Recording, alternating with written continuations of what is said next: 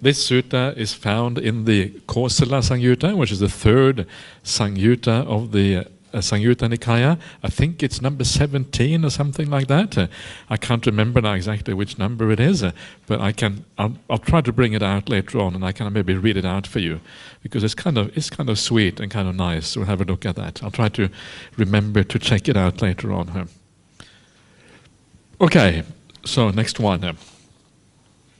Is it good to write and sell fiction books with Buddhist themes inside it? Motivation is to help bring the Dhamma to those who love reading certain genre of fiction, who otherwise would not think of picking up Buddhism. I suppose it can be a good thing, yeah, if you do it in a good way. It depends, of course, how you do it. But if you do it and you have real Buddhist ideas in there, ideas that maybe inspire people to become better, and you know, if you are a good writer, maybe you can make it very appealing to kind of be compassionate and kind and all of these kind of things. And if you do that, of course, I think it's a good thing, because you have the right motivation, doing things in the right way. So it all depends, I suppose, on why you do it and how you do it. But as you say, if you do it with a good motivation, I think it's probably a good thing to do. So, yeah, okay. If you wish to kind of pick up on anything as we go along, please do so. Please, you're allowed to. We can have more, a bit more interaction if you like. Dear Ajahn, one of the Noble Eightfold Path, Samma Samadhi, is often translated as right concentration. May I know how you would translate it? Thank you. Okay, so this is Ajahn Brahm. Ajahn Brahm says if you translate samadhi as concentration, that is very bad. That's what he says. And he has a point, because concentration in the English language, or maybe any kind of European language, I suppose, it often means a lot of willpower. You concentrate on something, you force your mind onto something. When you go to school and you're supposed to read a book or write an essay, the teacher says, concentrate, or really work really hard. And if you do that, you will find if you do that on your meditation object, then after a while the mind gets tired, because you're using force on the meditation object. So it doesn't work. And I know a lot of people, they make this mistake using too much effort in meditation. And one of the ways of looking at meditation is like the gradual movement away from effort towards the easy awareness of the object, where there's a very, very light touch on the breath or whatever it is, and very easy, and then moving away from more and more towards less and less effort, in a sense. And that is one way of looking at meditation, this reduction in effort. And I always hear people say, they have been, some of them been meditating for 10, 20 years, and then one day they realize, I'm still using too much effort in my meditation. Still can't just sit there and just be aware, right? So it's a gradual movement away from that, learning to have pure awareness with no kind of control, nothing really doing anything here. So I think a nice translation that Ajahn Brahm uses is stillness. Stillness is a very simple word, and it's something that we all understand. Of course, it doesn't mean stillness in any kind of way, like a simple way. It means a profound stillness of the mind. That's really what it is referring to. So even though it is a simple word, if we use it in the right way, if we understand that it is profound, I think we are on the right track with using stillness. I know that Ajahn Sujato, he is in the process of translating the Nikayas, and he has tried various words for samadhi, and one of the words that he has been using, which I must admit I don't really like myself, but he has been using the word convergence for samadhi, because it's like the mind converging onto the object. But I think it's a bit too fancy, perhaps, to translate. It's not kind of immediate enough and simple enough to really understand. But the idea is that the mind converges into one thing, and samadhi is very much similar kind of idea, that the mind converges into one point, right? It kind of makes sense, but maybe a little bit too highfalutin, perhaps. So as for right, I think right is usually acceptable. Some people say samma is perfect, but I think maybe right, to me, works better than perfect stillness. Ajahn, it is mentioned that we have to be aware and watch our anger before it arises. Many times it is impossible to catch it in time or even aware that it has arisen. What can we do to rectify the action other than feeling guilty? Yeah, that doesn't really work, does it? Damage had been done and it cannot be retracted. Thank you. So that is a good point. Sometimes when anger arises, it's actually very hard to turn it back, because it's a perception that sort of settles in your mind. You are reminded of somebody's bad qualities, and when that perception arises in the mind in a very strong way, it's difficult to move away from that. Once it is infiltrated the mind, it's very hard to get rid of these emotions sometimes. And that is why it is, as you say here, important to catch it as early as possible. Sometimes catching it before it arises can be hard, but even if you catch it early on, as it is about to get established, that is sometimes enough. One of the most important things to be able to do that, of course, is to be aware of the danger of these things.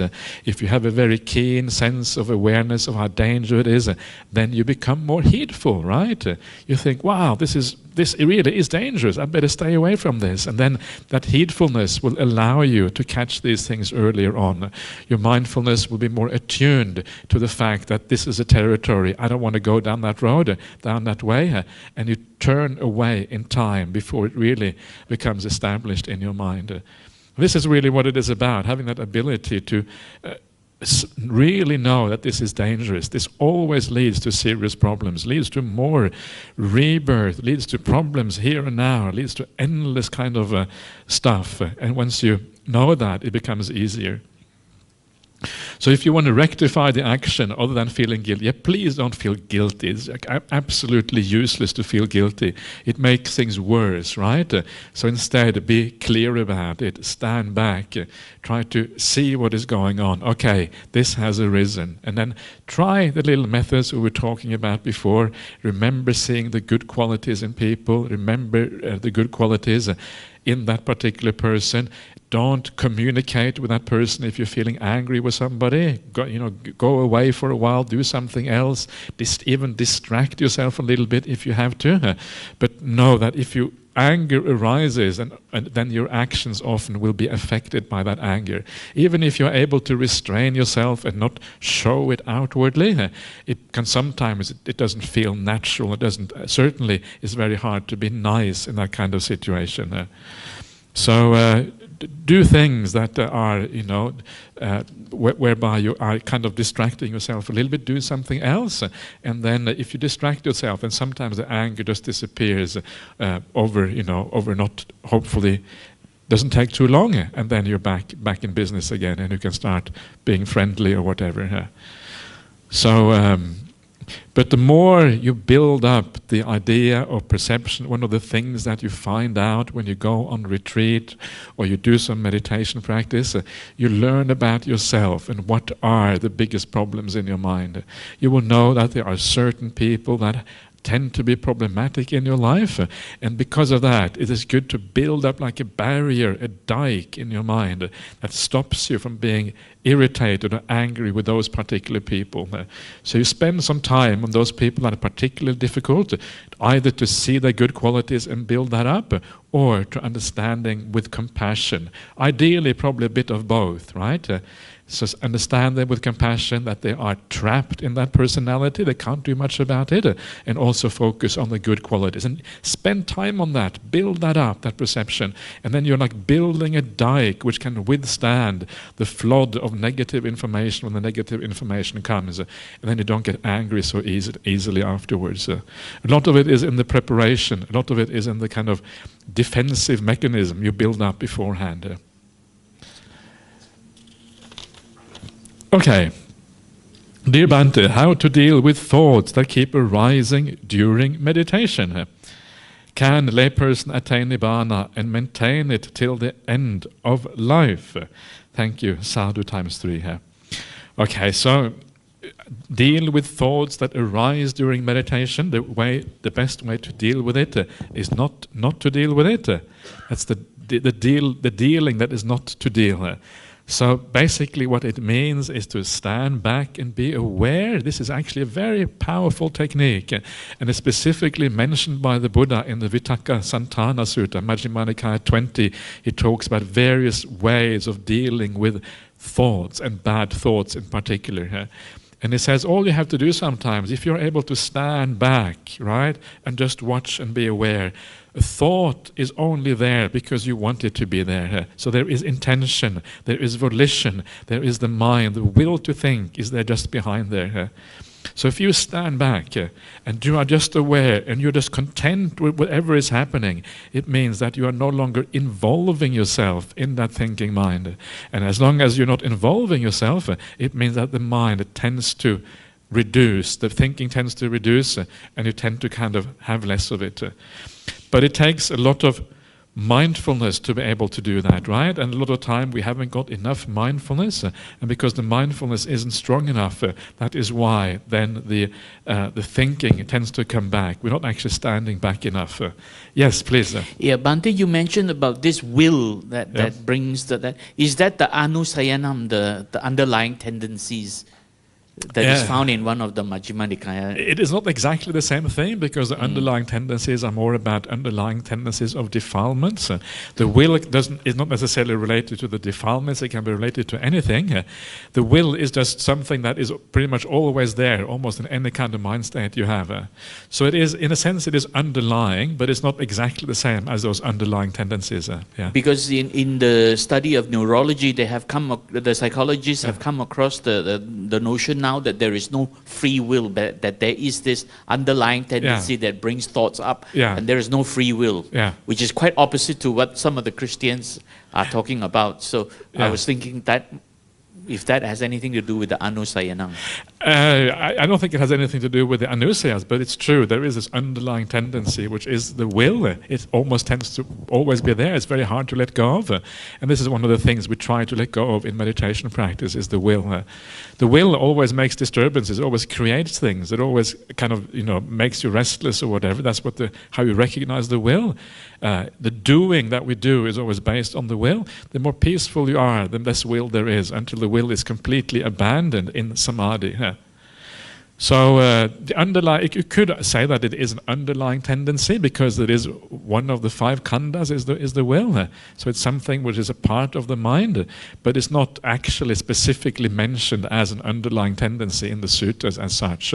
But you could maybe look at it that way. It certainly wouldn't be wrong here, I think. So this is how you deal with the thoughts in meditation practice. You try just to stand back, allow them to be, because they are created by the will. So if you are content and happy and just present with what is going on, you're actually allowing the willpower, the will, to kind of dissipate and disappear. Because the will is continued action. Here you're trying the opposite. Contentment is the exact opposite of will. Will is about doing things. If you're content, you don't want to do anything anymore. You don't even want to think. So that's why contentment is the opposite of using the will. Of course, it depends a little bit on what kind of thoughts you have, right? Sometimes there are thoughts that are kind of more defiled. Sometimes if it is angry thoughts, then of course you want to be a bit more proactive and try to counter that anger by a bit of metta, by thinking in a positive way instead, seeing the good qualities again and all that kind of stuff. Also, thoughts of desire can be very kind of disturbing. I don't know what sometimes people fantasize about food while they're meditating and that kind of thing. That can also be very disturbing, right? So you try to move away from those things. One way of doing that is to prioritize your meditation. I often like to think that when I meditate, I am closer to the real meaning of life than any other time during the day. That is when things become more peaceful. That is when you're moving in the right direction with your mind. And if you remember that now you're closer to the real meaning of life, and that everything else I do in my life, whatever it is to support my meditation practice, then why think about the supports when I'm actually close to the meaning of life? It doesn't make any sense. You don't think about the supports. The reason why you think about all the other stuff is because you think it is important, right? You think your meditation is there to support the rest of your life, when in fact it's the other way around. The rest of your life is there to support your meditation. And once you get those priorities right, it is actually far more easy to stay with a meditation object than if you have the priorities the other way around. This is one way of doing that, prioritizing. The other way, of course, that is fundamental in meditation practice, is to start to find that joy and happiness in meditation. One of the reasons why you're thinking and one of the reasons why the will is going in that direction is because there isn't enough happiness there yet in the meditation practice. And so you try to find that sense of happiness and joy and contentment. And as you do that, then this tends to happen automatically. Why think if you have a more profound happiness? The reason why you think is because there is some happiness there.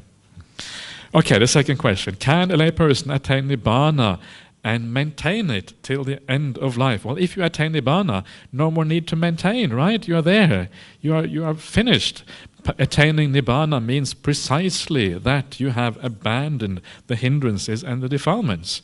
So once you become an arahant, there's no going back again. Once you get Nibbana, that's it. You have gone to the end of the path already.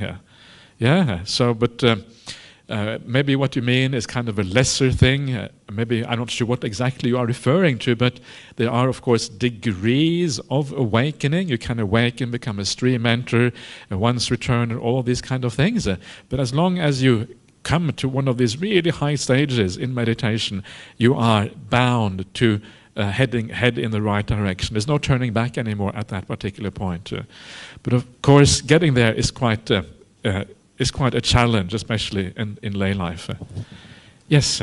Bante, so the other day my daughter had a food poisoning, so I was reading the Bojjhanga Sutta. I was reading the English Okay. English translation. Yeah. I'm also not sure whether the Bojjhanga Sutta is part of the Buddha's words, but what I read and I understand is that the Buddha became sick, and he had a monk, arahant, read him. I think the 7 factors of enlightenment. Yeah. And after he heard it, and he became well and happy again. And in that sort, I think, is it related to the previous question just now, saying that after you've gained enlightenment, there is, that's it, you don't have to maintain it. But why would it be that Buddhas and the Arahants still go on meditating and become sick, and then be reminded that, hey, this are 7 factors of enlightenment?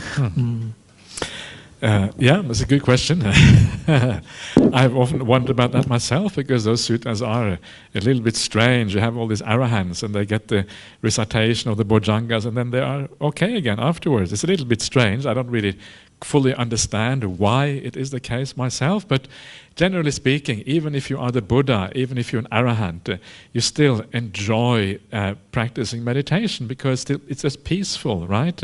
If you are there with the body, as the Buddha was saying, I was reading out early on this retreat about the Buddha towards the end of his life, and his body is falling apart, and he's having pain in his body, and all of these things happening. And he says, the only time I have no pain in the body is free from these things, is when I attain a deep state of samadhi. Even for the Buddha has a physical body. Even the Buddha has the problem of all this hearing and seeing things, coming into the mind. And when you go into samadhi, all you have left is bliss. So it makes sense that even for a Buddha and for an arahant, you still want to go into those states, because you get away from some of the problems. But exactly why the bojjhangas are recited and then the Buddha kind of comes out of that, it is I must admit, I'm not entirely sure, but I guess it has something to do with remembering the Dhamma and the power of the Dhamma, and that ability to remember and empower the Dhamma inside of you probably helps you to somehow overcome that illness in a certain way.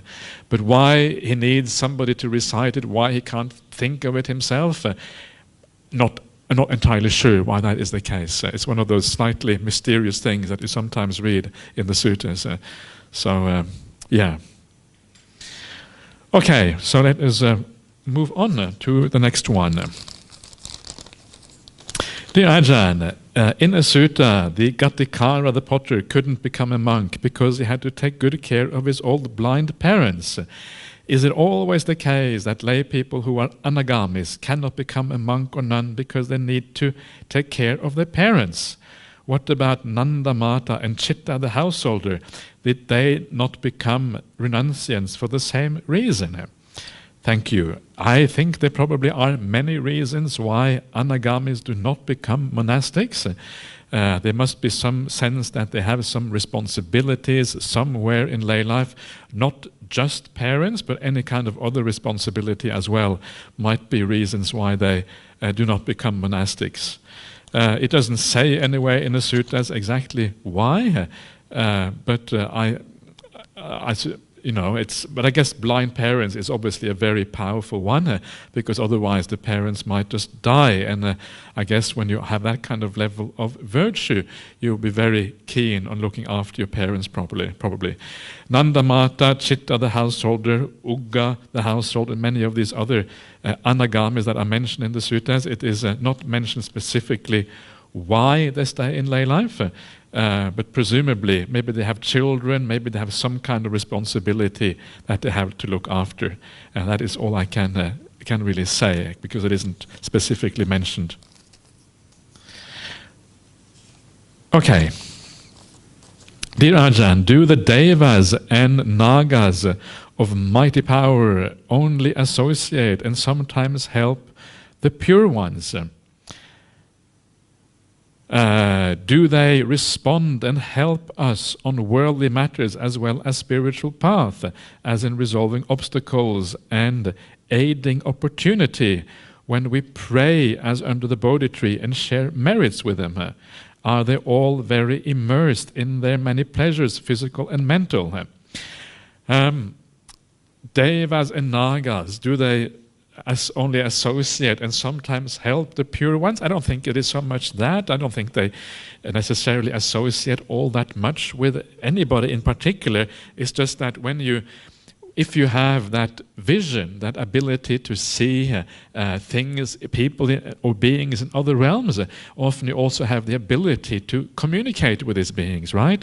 So somebody who has very good psychic powers might communicate with the devas and say, how are you? How are you guys? Is that bad to call the devas guys? I don't know, maybe that's not such a good thing. So you can communicate with them, and you can talk to them, and you can see what they're up to and how they're living and all of these kind of things. And in fact, the Buddha, before his final awakening, is supposed to have done that, to really understand the nature of samsara properly, right? So he kind of hung out with the devas for a while and talked to them and chatted with them and to see what their life was like. So yeah, so it's not. So it's more that if you have a certain degree of purity, then you will tend to see these things. Not so much, I think, that the devas and nagas necessarily associate with you. Maybe if it's a very pure devas and pure nagas, and they have some idea of the spiritual path. Not always will they have that idea, but if they do, then maybe they will come to some kind of monk or somebody to ask for some advice. That is always possible. But I think this will be very extremely rare, in very rare circumstances these things happen. Do they respond and help us in worldly matters as well as the spiritual path? Well, have you seen any nagas helping you out in the worldly matters? So I have never really heard any. Sorry. So, yeah, as in resolving obstacles and aiding the opportunity, it is said sometimes, like in the what is called the Metta Anisangsa Sutta, which is found in the Anguttara Nikaya 10s and 11s gives the qualities of the benefits of metta practice. And one of those benefits of metta practice is that the devas sometimes look after you. So if you have a very pure heart, then it is possible, it seems, to actually be helped by these beings. Because I suppose they are attracted to you. They can probably see your mind directly and see whether you have a very pure mind. And if you have a very pure mind, then they might come and help you if you are in trouble or something like that. But remember, this is not something that you should rely on. Right? This is what I was saying the other day found in the Ratapala Sutta, that there is no protector, there is no overlord in this world. You are basically responsible for yourself. You have to look after yourself. Don't kind of ask for protection from outside in this way, because it is unreliable, it is uncertain. The devas probably get distracted, right? They have to go for dinner or something like that, right? And oh, forgot about you, oops.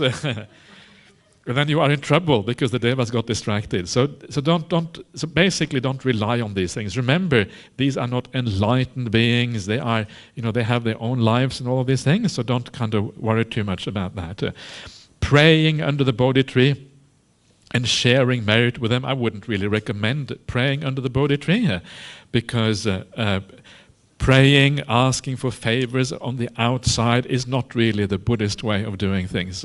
The Buddhist way of doing things is to take full responsibility for yourself. It is kind of scary, right, to take full responsibility for yourself. I am responsible, I have to look after myself. But actually, if you think about it in the right way, it's also very empowering, because it means that you have the ability to live your life to the fullest by living in the right way. You have the ability to change your own life, to make yourself more happy. If you rely on external powers, it is very uncertain, and you're not really using yourself to the maximum to apply yourself to your own happiness and the spiritual path. So don't forget about these external powers. There's too much of this kind of thinking going on in every religion in the world, including Buddhism, and I would not recommend this as the right way of doing things.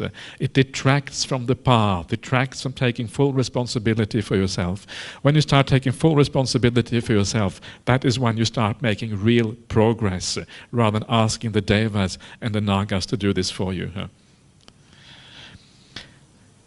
Okay, thank you very much for all the hard work and dedication for our benefit. We wish you good health, good rest, and energy. Please let us know if we have missed out in anything, e.g. your diet in our care. That is very kind of you, and it's very, very sweet, and much appreciated that you are so caring. And if we care for each other in this way, then we're all gonna go a long way on the Buddhist path. Bhante, sometimes it is very difficult to reduce resentment against a family member who ill-treated me through harsh words and scolding and putting me in my place as a junior sibling. How do I develop metta for the older person? What you have to remember is that the reason why the older person is the way they are is again not because they choose to be there. You happen to be their sibling, and because of that you were in the wrong place at the wrong time, right? Unfortunately, you were reborn in that family, perhaps because you had you probably had some attachment to them in the past life. You got attached to the wrong person. That was part of the problem. Yeah. So don't worry about that. What you have to learn to do is you have to learn to remember that they are the way they are. Got nothing to do with you. It has to do with them. It has to do with their background, their conditioning, their past lives perhaps. Who knows where these things come from? And they didn't have any choice. They had to behave like that. If you hadn't been the sibling, somebody else had been the sibling instead, they would have to go through the same things, right? It has everything to do with them. In a sense, you have very good grounds for feeling a bit sorry for the sibling, because they probably don't want to hurt you, and yet somehow something inside of them is compelling them, making them hurt you in a way, even though they don't really want to do that. Yeah, so learn. So I know this is very hard because people in families are so close to us, and often it is very difficult for that reason to let go of these things because they are so close. More questions? Okay, keep them coming. Okay, shall I I shouldn't know which one is yours. Is that right? Otherwise, it gets embarrassing. I put it underneath, so pretend that. Yeah, okay. So we don't know which one it is. Okay. Now we never know. That's good. So remember that even though somebody is your family members, they are just like other people, sometimes good, sometimes bad, and you just have to learn to see them as a person rather than see them as a family member. And when you see them as a person who has the same problems as everybody else, you have a more neutral look at them, then normally you should be able to have more compassion for them. Right? Imagine it's a kind of a tragedy. If you want to be kind, you want to be nice, but your conditioning actually hinders you. Right? You are stopped from your conditioning, from actually being as nice as you want to be. It is true for all of us. We all like to be nice all the time, but sometimes thing kind of comes out of our actions or out of our mouth. We don't really want to come out. Even though we're trying our very best, we can't stop ourselves. And then there are other people for whom this happens even much more than for us, and they can't stop them because the conditioning is so powerful. And I think we all know in our heart somewhere that kindness always leads to happiness for ourselves and for others. But even though we know that, very often it is so hard to do these things. So once you start seeing it like that, then you can have more compassion, more understanding. And remember non-self. There's nobody in there really controlling these things. It's all conditioning, right? You are like the ship on the ocean. The ship that has no rudder, it has no engine, and a ship on the ocean that has no rudder and no engine and no steering mechanism. What happens to that ship? It goes according to the currents and according to the wind. Wherever the wind pushes it, the ship goes. Wherever the current takes it, that's where the ship goes. We are like ships on the ocean. There's no real steering mechanism. We go according to the currents and the wind. This is what conditioning means, right? Okay, so hopefully you are able to work a bit with that, see what happens. Okay, thank you so very much, Ajahn, for the extracts you so kindly and with great care and effort presented for our benefits. They help us to focus more easily on the main points of the suttas rather than getting lost in the repetitive words. Thank you also for the many elaborations, some coming from your own deep practice. They really help to make the teachings clearer and very uplifting. Sadhu times 3.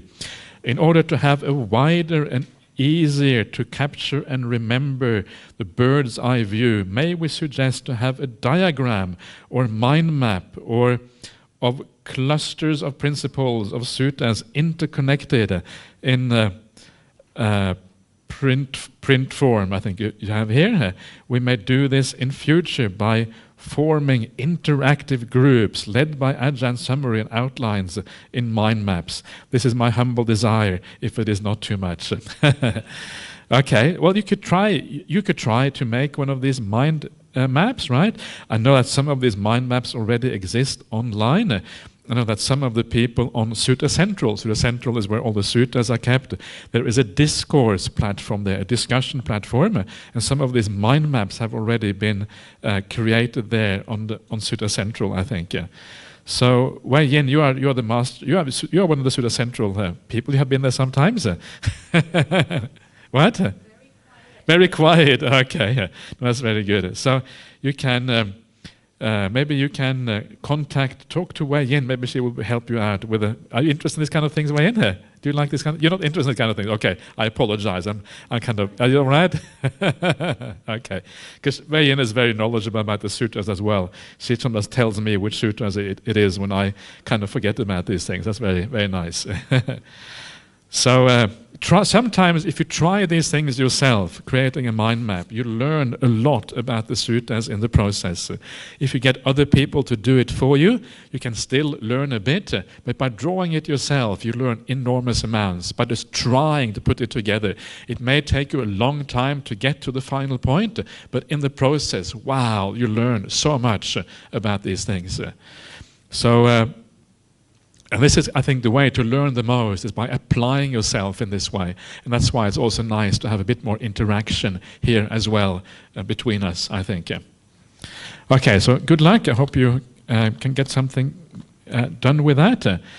Okay, dear Ajahn, in Majjhima Nikaya 19, two kinds of thoughts. What is the meaning of non-cruelty, non-ill will? Is it the metta Brahma Vihara? Okay, so non-ill will is literally non-ill will. It's the lack of ill will. And one... Very helpful, right? So what the reason why it is expressed in this way, it may sound a bit strange, but of course metta is one of those non-ill will. Metta is the exact opposite of ill will. When we have ill will, it is because we are focusing on the negative qualities in other people. If you focus on the good qualities, that's when you have metta. So, goodwill is a good translation for metta, actually, because metta is derived from the word mitta, and mitta means friend. That's where it actually is derived from. So it means like goodwill and friendliness. One way, the main way perhaps, of having non-ill will is precisely to have metta. But the reason why a word like non-ill will is used is because it is broader than that.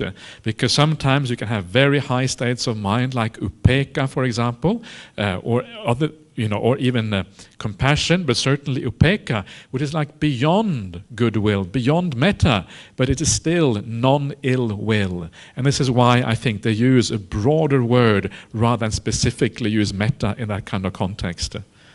Yeah, so that is what I think is going on there. And non-cruelty, again, what that means is really having not being harsh, not being ruthless. It means caring. So the opposite or the main aspect of non-cruelty is compassion. That's the opposite of not caring about other people. Not caring is kind of the negative thing here, and compassion is like caring about others. And again, the reason why compassion isn't used as the word is because non-cruelty also is broader than compassion. It also includes things like upekkha, as I was saying before. So this is why these kind of slightly strange terms are used. Okay, number 2, as I abided thus diligent, ardent, resolute. Does it mean during meditation or during moment to moment while doing daily chores? Thank you so much. So, you can, if you listen to, I don't know, maybe you were not here during the first days, but all of this, I actually did explain all of this during the first few days. So if you listen to the recordings, you should be able to get, hopefully, a little bit of in-depth explanation of these things. But the explanation, this particular phrase, it comes after the point where the Buddha to be says, I divided my thinking into 2 categories, the good thoughts and the bad thoughts. And then he says, as I abided thus, diligent, ardent, and resolute. So what it means there is the using of wisdom to understand what is bad and what is good in the mind, right? So diligent here, which is really, the word is appamada, really means heedful. It means being careful. It means being circumspect. It means reflecting properly and contemplating properly before you do anything. That's really what it means. And ardent is atapi, which means like having energy. Resolute is pahitata, which comes from padana, which means like effort, having effort again, right? All of these things, being heedful, having effort, being energetic, actually refers back to being wise, because the idea of dividing your thinking into bad and good thoughts is all about wisdom, right? It's not about really effort as such. It's about thinking in the right way. A lot of the right effort on the Buddhist path is about reflecting in the right way, understanding what is good, what is bad, and how to use our mind in the right way. That is what a lot of it is about. And so it's very interesting that wisdom power is really far more important on the Buddhist path than willpower. Wisdom power is what really matters the most. So, do you abide diligent, ardent, and resolute? Well, you should always have a sense of appamada, of being heedful. Heedfulness is always important, right? The idea that you're always careful, always circumspect. You always try to ask yourself, is it the right thing to say in this situation? Maybe I'm thinking the wrong thought, right? Always being careful in how you deal with other people, treat other people.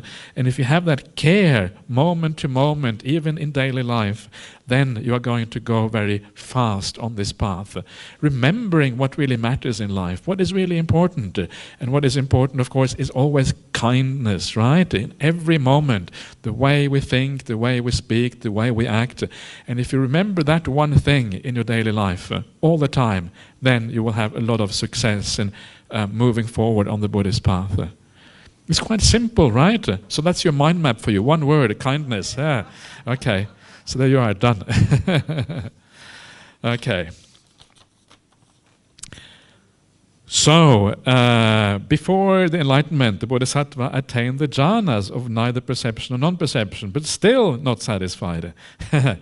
Is this the same arupa jhana as when he had gone through it all the way to cessation of perception and feeling? Nirodha Samapatti. Thank you, Bhante. Okay, so the neither perception, non-perception is sometimes called the 8th jhana, and but cessation of perception of feeling is sometimes called the 9th. It's not really jhana anymore. It's 9th attainment, right? So these are incredibly high attainments on the path of meditation. Really, really way up there. Cessation of perception and feeling is slightly different, because at that point everything is gone. Everything disappears. You blank out, and you stay blanked out for many, many hours, and then you come back afterwards and you feel, "Wow, that was amazing," and you feel incredible purity and incredible power of the faculties after that, because you've been absolutely still, absolutely blanked out for so long. Neither perception, non-perception is coming close, but you're not quite there yet. We're kind of moving into that area. These are not quite the same thing, but very closely related to each other here. Exactly what the Bodhisattva attained is not entirely clear. It does seem from the Pali text that he attained neither perception, non-perception, but there is some discussion about that, whether that really was the case or not. And there is some indication, perhaps in the Agama, the parallel in Chinese translation, to that sutta, that he may not have gone all the way that far. But it is one of those controversial topics, and I probably no need to go into too much detail about that, unless you really are incredibly interested in that. So I'll leave it at that for now, and get back to me if you really want to ask more about that. Okay, I would like to refer to Anguttara Nikaya 5.162. Yes, which is the removing of resentment sutta, right? Would thinking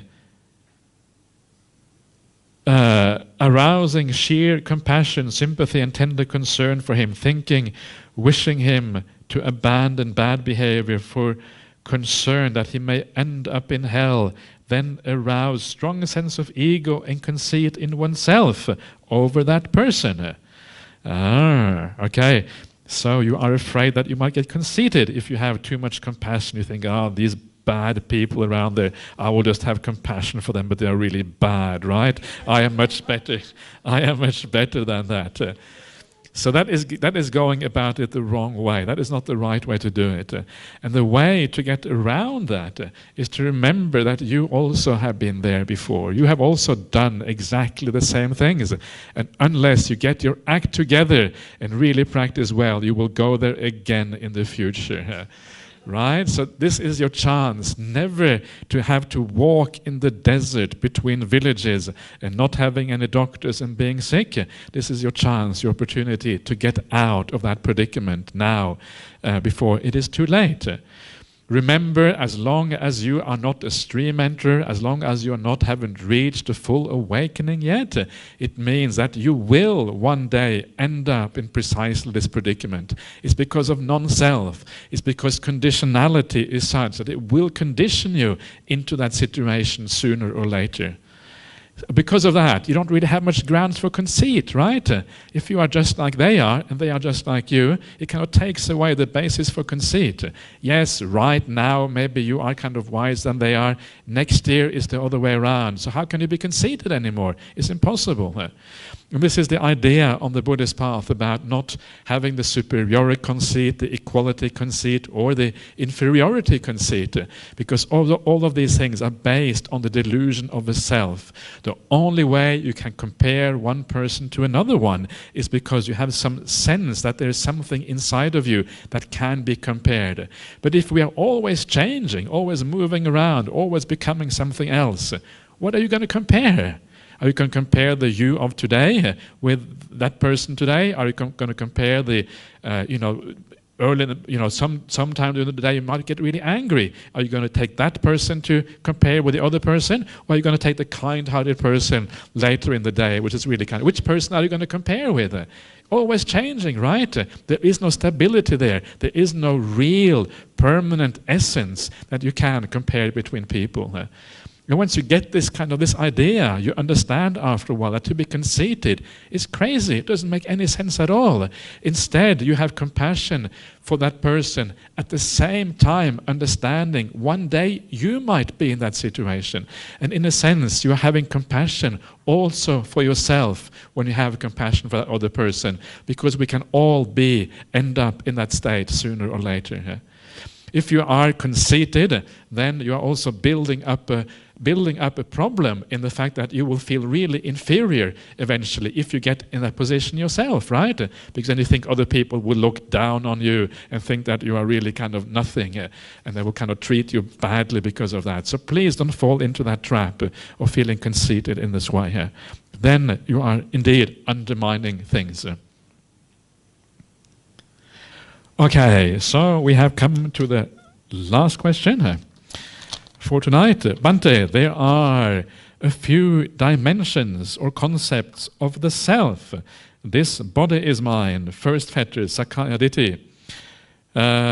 Selfishness or self-centeredness, an identity as we know ourselves. Ego, mana, eighth fetter. From the Buddhist point of view, what is the Pali word for 2 and 3? Okay, well, first of all, I'm going to have to correct you because you haven't got the other ones quite right either, right? So first of all, I will correct you a little bit. Sakkaya Ditthi does not mean the body is mine. This is quite the common misconception, because Sakkaya, you think that Kaya is the body, but actually Sakkaya Ditthi means any kind of view that there is a self in the 5 aggregates. Sakkaya Ditthi can refer to any aspect of the mind, any aspect of the body. It is not just an idea of the body. This is a common misconception in Thailand, some of the Thai Ajahns, and the reason why they say this is because they assume the word body is in the word, so it must refer to the body. But actually, in the suttas, the word of the Buddha, it does not mean that. And that is a very important difference. Sakkaya Ditthi means any view of self anywhere in the 5 khandhas. So that is the first thing here, selfishness or self-centeredness. So what would that be in Pali? Self-centeredness. So that is more like a greed, probably, right? Very similar to greed, very similar to sensual desires, basically, when we start to think about ourselves more, very closely related to that. Is there a specific word for this in Pali language, self-centeredness? Probably is, but I must admit I'm getting a little bit tired now. My mind is not entirely, very far from being entirely clear, actually. Let me think about that. Maybe I'll come out tomorrow and I'll have a word for you for that one. An identity as we know ourselves. Identity as we know ourselves. That's probably very similar to Sakkaya Ditthi in many ways. The identity that we have, the view that we have ourselves, the view as how we relate to the 5 khandhas, right? What is the real me? Consciousness, the will, these kind of things. I would say it's probably quite related to Sakkaya Ditthi, the view. But a lot of this is just a perception, right? The feeling that there is an I inside of us. Sometimes it may not be related to a view at all. It's just this feeling that I exist. We all have that feeling, except if you're an Arya or an Arahant. People have this feeling. And that feeling is kind of the perception of self. And it's sometimes called ahankara, mamakara, I-making and mind-making in the sutras. And it's just this kind of continuous fabrication of me, taking new forms depending on where your attachments are and what kind of views you have about these things.